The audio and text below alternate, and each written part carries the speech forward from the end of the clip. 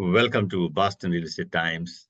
Our guest today is Colby Cavanagh. She is a studio leader of healthcare and sciences at Maugel DeStefano Architects.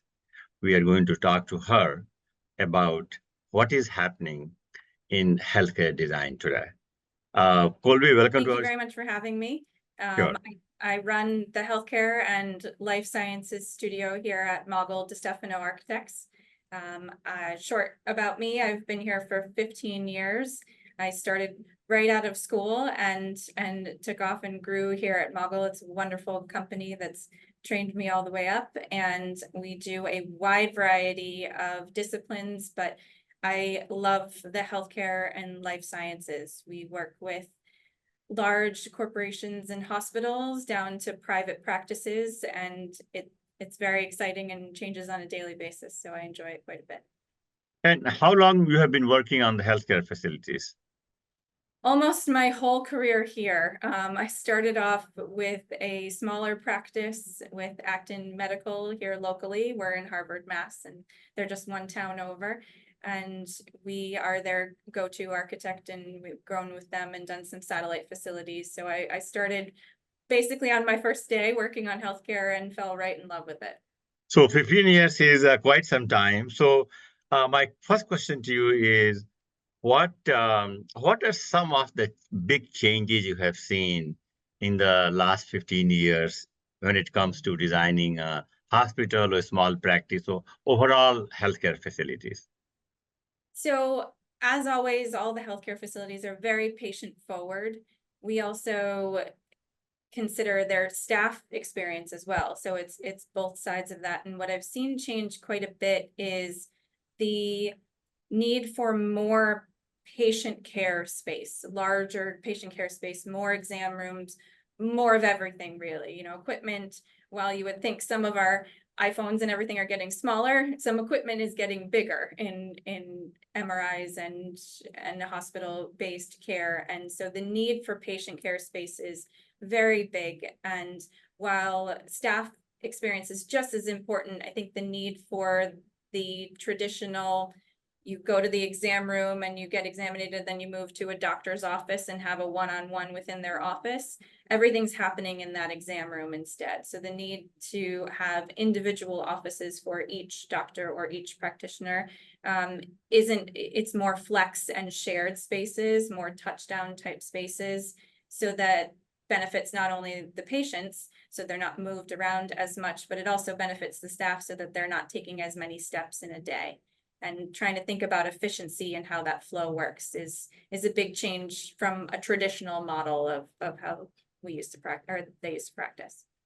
And what about, I'm also hearing a lot about healing healthcare facilities. Yes, it's some experiences you feel like you're walking into a hotel, and instead of your more traditional Hospital. institutional type hospital building, it's certainly gone more into the hospitality. We kind of overlap those two at the moment.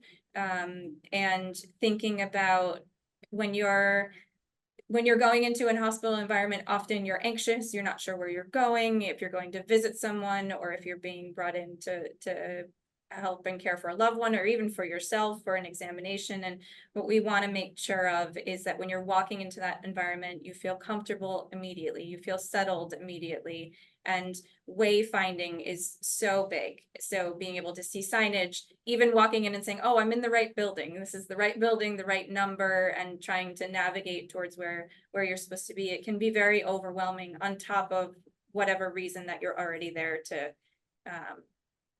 get care for.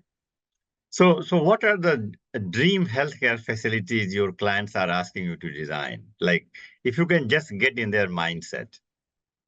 Their dream healthcare facilities, gosh, state-of-the-art everything. Technology is pushing so many things forward at such a rapid pace that a lot of the times the built environments that current hospitals or even smaller medical office buildings have can't keep up with the need for that technology. And it's the desire to have the latest and greatest equipment And you want to be able to do that because it will save time and cost and everything on your patient side and for their bottom line. But also you need the infrastructure to be able to do that. So large server rooms, all of the back of house type of things that people aren't necessarily thinking about to be able to implement that new technology is key and important. So it is not only medical technology, but it is all technologies for which is required every day-to-day operations, right? Right, exactly. Getting down to waiting rooms are certainly not as big as they used to be. And there are times when you would, especially with COVID and everyone was trying to keep social distancing, you'd pull up in your car to an urgent care and dial in and say that you were here. There was not a lot of waiting room downtime. I think it's swinging back and forth a little bit because that customer service and that care of having somebody sitting at that front desk to help you when you're first there isn't always something that you would want to get rid of. And that's the balance I think a lot of places are trying to find between being efficient and staffing in the right way, but also keeping up with the technology of many people just want to check in with an app on their phone or communicate through their doctor that way. So now I assume that before COVID, these remote clinics didn't exist, like, remote, you could connect with clients or patients remotely before. But now it is a required, every facility has that type of thing. If Yeah, you and can talk a that's, little bit about that. yeah, so that's where they did exist a little bit before. Okay. Technology was just starting, but even us as an architectural firm, we all got thrown through the ringer when we were remote and COVID hit. And I think for the healthcare as well, it was so difficult to try to keep everybody distanced and how do they work within their existing facilities, and virtual visits have absolutely taken off. For many people, it makes more sense to be able to have a conversation like we're having right now with their doctor. They don't need to come in.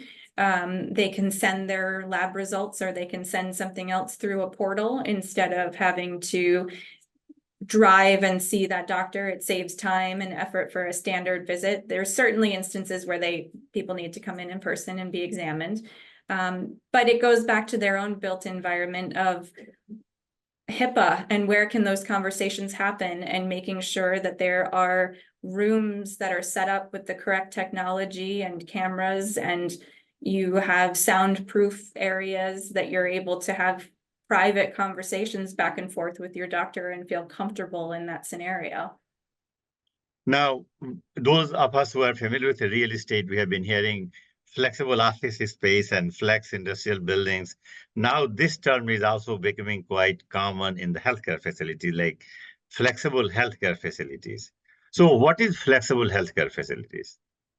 So I would say that we started doing that even before COVID, quite a while ago, where we had doctors who are on different schedules who could share spaces and share offices. We had consultation rooms that we could open up into training centers. So you have smaller conference areas that can start to open up back and forth and become larger spaces for staff meetings or for nurses. But being able to use the term now, I think, is being able to use an exam room for any sort of a consultation, whether it's a private practice or whether you need a procedure, or being able to think about all of the things that you can use that exam room for so that doctors can share them. And it's not as customized that these are my designated rooms. They're far more flexible and movable, but then they have to be all to everyone as well. So we have to think through all of those scenarios,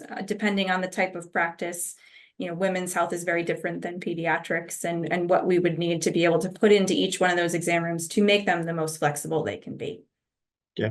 So now, if you can also talk about, I know that the budget is a big issue in many hospitals, and we have seen that some hospitals in Massachusetts have gone through tough times, So when it comes to budget, how willing these hospitals or healthcare organizations are to really make these improvements? I think they're all very willing as long as they can make that bottom line work. That's where my heart breaks at times for them because they are trying to do their best for their staff and they're trying to do the best for their patients. And sometimes the budget's not there. There's sometimes where we need to come in. We've worked with Circle Health and we've worked with Sturdy Memorial Hospital where we have to come in and say, all right, well, this year, everybody needs something, each department needs something, but which one is the most critical? And where are we seeing the most problems? And often we see those in the emergency department. They're just overwhelmed and they have behavioral health cases that come in that are not turning over as quickly because of the nature of their cases. And so they're trying to find solutions for those, whether they are off-site or whether they are segmented. And it's really to, for lack of a better term, to stop the bleeding in one area and in the most critical space, but keep that list of items that still need to be addressed as we move through and try to hit as many as we can in a fiscal year, because that's really how they're running and where we can get that funding. So again, in this context of the budget and desire to improve the facility, how often you or your clients struggle is, should we stay here and renovate the facility or should we just go to the brand new place? And what do you recommend, renovation or moving to a new facility, if they can afford? Not to give a cop-out answer, but it depends. It depends. It's very unique to every client. Obviously, working with the big healthcare networks, they're not going to be moving their hospitals anytime soon. Often their questions are more, do we add the addition on? Do we add an extra floor? Or are we moving departments off-site to a new facility and infilling and expanding within that facility? And I see that more often in some of the larger some of the larger hospital facilities and outpatient spaces here. They want to make that medical office building, the one-stop shop for certain urgent cares and patient services, women's health, pediatrics, primary care, all of those, and they're able to give that satellite facility so it takes the need off of the hospital and what they're putting there. But we're working with Woburn Pediatrics, who's a wonderful client of ours, and they went through this struggle when we first started years ago with them. They love their location, but their building they didn't feel it was big enough for them to expand. They have a huge practice and they wanted 40 new exam rooms. And we looked at building after building after building. Some of them were outside of Woburn, which they didn't love because it's right in the name that's where they are. And they ended up staying because they couldn't find that better alternative. And we were able to work with them and show them how they could fit in their space and how we could create flexible spaces and get the number of exam rooms they wanted. It also came down to budget for them as well. But that's where I say it greatly depends. And that's where we come in to help master plan and help, workshop ideas and understand what their true goals are, because it's not just about their built environment for them. It's also about their community, how far someone has to travel to get to their facility, and making sure that their name brand stays what they want it to be. There's challenges to staying because you're trying to still work or stay functional in a construction site. So phasing in these types of projects becomes key, making sure that we're never down below a certain number of exam rooms so they can serve their population. And it's even more critical in a larger healthcare environment like we worked with Sturdy, to make sure that when you're working in an OR that is the heart of the hospital and a critical part, that you can't have the hiccups and you can't have the shutdowns at any time of day because everything's critical. So working. So in this context also, for example, as you know that a lot of office buildings are empty, people are not coming back to work, especially in downtown Boston, for example, and a lot of spaces open there. Right. And initially there were talks about converting to the multifamily, which seems a little bit more challenging. Now keep started to hear the whisper that what about converting some of those office building into hospitals, so outdoor patient facilities. What is your take on that? What do you think of that idea and what is your take? I think it's a great idea. I mean, I certainly see the need for it, especially in the behavioral health sector. There's a huge need and a huge desire. We worked with advocates on a satellite facility, more localized, and they're helping that community immensely. And I think the challenge with any of these existing buildings and trying to turn them into something that they weren't originally built for is making sure that you have enough ceiling height and you have enough infrastructure to support that. You know, traditional office buildings don't have the electrical requirements and the mechanical requirements that hospitals would need. And even to try to find the space for that, you'd lose a majority of your square footage just trying to get those systems in there. So I think that's really the challenge. It can be done, but it's certainly a challenge to try to go the other way. It's easier to take a medical facility and flip it into an office than it is to go the other way. But it is possible, right? I think it can Sure. be, yeah, especially Yeah. in Boston because there are so many hospitals nearby and they So need many, yeah. And so they many. have the, you know, Boston certainly has the infrastructure to bring the power and then the sewer lines and water, like all of the non-pretty things that you don't think about that come into the building. They certainly have the infrastructure to be able to expand in that way. Hmm. Now, I keep hearing about three things. One is, of course, the technology and medical technology and how it is impacting design. You talked about that. And also, I keep hearing about the staff experience and the patient's experience. Mhm. So if you can just talk about how, as an architect, you are able to help the healthcare facilities to have that better experience. Yeah, I think both are just as important. And I think that that's where we want to hear from patients and staff. So for instance, Woburn Pediatrics, we started with a survey. We built a survey out to their staff and also out to their patients to find out how they were feeling about the current, what they liked, what they thought could improve, what they didn't even notice maybe about the environment that they were experiencing when they came back and through their care, because they were loving the care they were getting, but the exam rooms were too tight, too small. They weren't as flexible as they would like them to be. So what we try to do is gather as much information from both sides and then really look at a lean model, so a very efficient model of how is everybody working and how is everybody traveling and interacting. And it's as simple as what's the patient's path throughout from coming in the entry doors and checking in, waiting, going to their exam rooms, coming back around and checking out, to where is the staff coming through and how are they communicating and making sure they have, you know, the backdoor experience and connection so that there's flow and efficiency on both sides. So we want to make sure that those things are not clashing and that they're both running as efficiently as they could. So because no one wants to have to run halfway across the office to restock their exam room, you know, during the day. We want to make sure that we have everything, you know, at everybody's fingertips as much as we can. So earlier, Colby, you mentioned about, briefly about the signage, the how Wayfinding. to navigate through. If you can talk a little bit more in detail about the color and the signage, that how important it is and how, what role architects can play in designing so it's easy for the patients to move around. Right. And that's where we work in tandem with signage companies and with graphics and arts. It shouldn't be an afterthought where the signage company comes in after and starts to put these graphics on the wall. I think that we've all experienced that feeling of walking into a large facility and asking directions and someone goes, take a left and a left and a left and then a right, and then the elevator's around the corner to your left.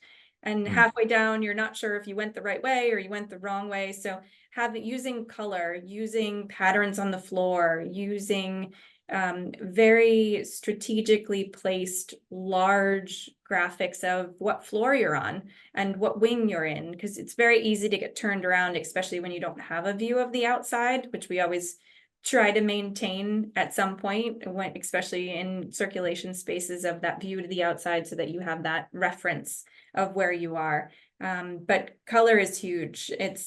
it's also the same pediatric office. We used very calming blues and purples and green jewel tones throughout the exam rooms, but their checkout area is bright orange. So, and their waiting area is yellow, so that catches your attention, and it brings you back to where you started from, and captures that, so that everybody remembers to stop at that checkout counter, or everyone can really visualize where you're supposed to check in, because it grabs your attention. So now if you can also talk a little bit about more like a hospital setting, like, hospital type of Sure. facility, and also, where we regular people visit the physicians and, their offices. So how their design has changed in terms of the size of their, physician's room or checking area. What changes do you see there? So I see, and technology pushes quite a bit of this. I see waiting rooms getting smaller, as I Mm, mentioned earlier. That's something where physicians, staff, and you as a patient, you don't want to spend a lot of time in the waiting room. So they're mm, trying to get you into an exam room quicker. So checking in with your phone ahead of time and just touching base with someone and saying that you're here, you go sit in the waiting room, and then immediately, go into that exam room within 10-15 minutes is usually what a private practice is trying to aim towards. And so we're trying to size those rooms so that they are not as large, and therefore you're gaining more exam rooms and you're gaining more patient service space, which is what they're really there to do. I would say that in a hospital setting, as a patient walking in, again, wayfinding and clear graphics, every time you get off that elevator, you should see right in big what floor you're on and what's on it, and make sure you're not walking off at the wrong floor and having to turn around and go back in that moment of confusion. So avoiding those it seems very simple, but coloring the floors and using larger graphics and being able to make that experience more inviting and more clear for anyone visiting is huge. And what about some of the other non-health related facility, like, the cafeterias or, the bathrooms or cafes? How that plays? So those are also, it leans more into that kind of hotel lobby feeling. It's not always your traditional, line of chairs as you go through. There's more soft seating, there's more comfortable seating. There are sometimes, especially in cancer centers, there are families waiting for a long period of time, or even in a pediatrics office, 5 chairs in a row that are a standard size doesn't really help with a family or parents whose kids want to come sit on their lap. So we create different levels of seating where there's benching, or there's high and low, and there's more comfortable environments. You make smaller areas and nooks so that you feel that you have a little bit more privacy. You're not overhearing everybody else's conversation. So being able to break those larger environments or larger waiting rooms into smaller pods has been really successful so far with our clients. And then also making sure that you're complying with all of, again, the HIPAA regulations when you're checking in, and making everybody feel that sense of comfort as soon as you walk in. Cafeterias, the same. You're seeing more, some people want high bar stool type seating where they get a chance to sit and see the outside. Some people want to be able to sit in there with their laptop while they're eating. And so that mix of space and mix of furniture and nooks and banquet seating and all of those types of things. And bathrooms, bathrooms are key. You need them everywhere. You need to know where they are and have them be clean and straightforward. And that's really the highlight of those, to make sure that everyone has access to them. They know where they are. They're very well marked and in an obvious location where nobody's having to just wander around to try to find one. Colby, if you can also talk about master planning of healthcare facilities. And of course, there are different type of healthcare facilities, but just pick one which really can illustrate what is happening in the master planning. Sure. And we often do master planning with all different levels of healthcare facilities, as you said, but hospitals are are really where we do it the most. And that is where new regulations will come out. An example was we worked with Sturdy Memorial Hospital. New regulations came out for their pharmacy, and we needed to make it larger. And they were also they wanted to be able to upgrade their central sterilization processing suite as well, because to gain another OR and enlarge there. And so they came to us with two separate issues, and being able to gather more information and ask more questions and come to the table with more of the departments, we found that while these two departments needed to grow, they had their labor and delivery department was oversized to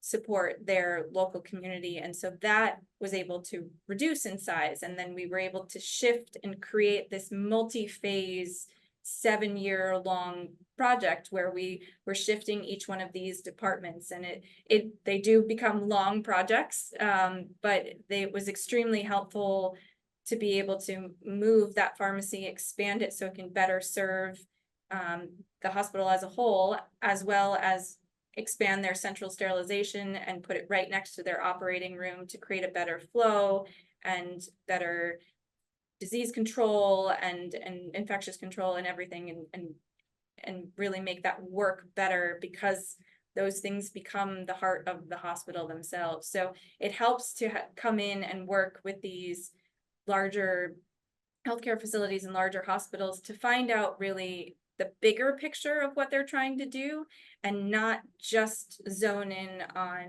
an immediate issue or an immediate problem, and see what we can do to make the whole facility better. And those typically have a domino effect where we're able to help multi-phase, multi-year projects become successful and give the best patient care experience and staff experience as well.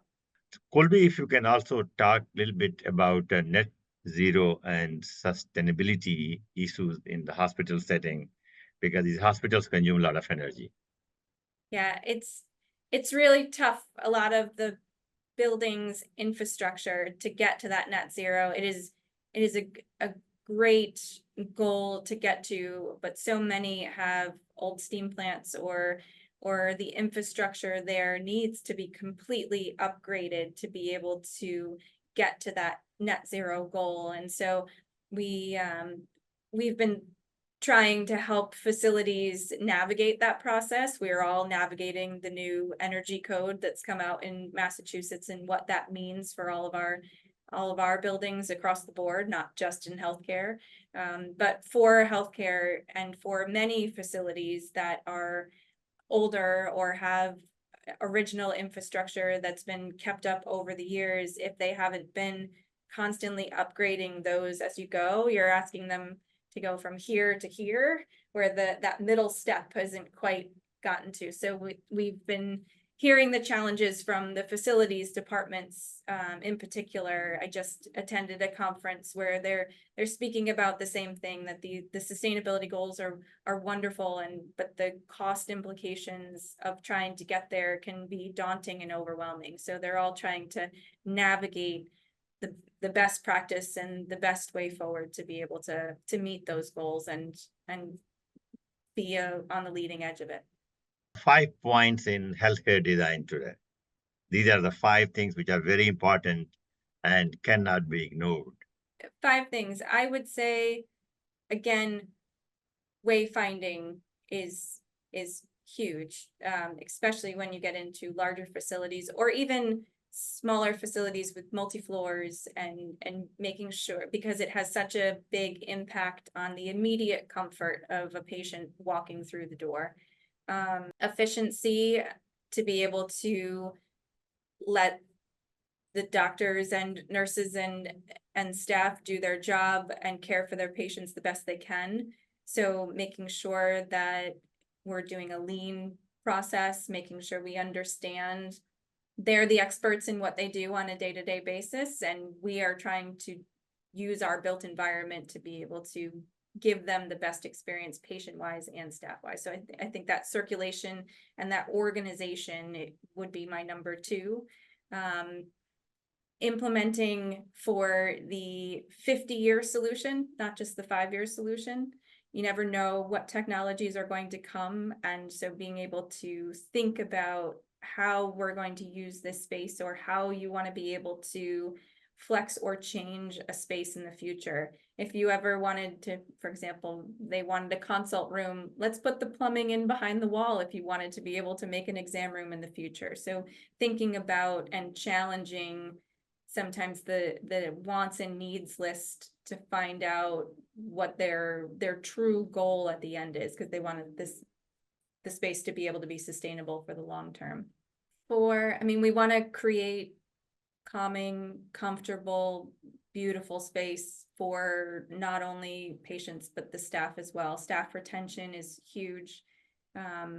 There's a big outcry for more nurses, for more staff, for more facilities, experts to come in. And so each facility at the moment is hiring and trying to bring in skilled staff, and so being able to give them amenities and give them benefits and have them work in a beautiful space as well is just as important as retaining your patients, because it all goes hand in hand with their experience. I'd say lastly, just trying to keep up with as much of the technology as you can. I think personally, I like to see a face when I walk through the door, but I love being able to fill out all of my forms on my phone and not have to sit with the pen and paper and the clipboard in the waiting room ahead of time. So being able to find that happy medium between the human experience and the virtual experience is going to be the new challenge of the future for these facilities. And thank you so much.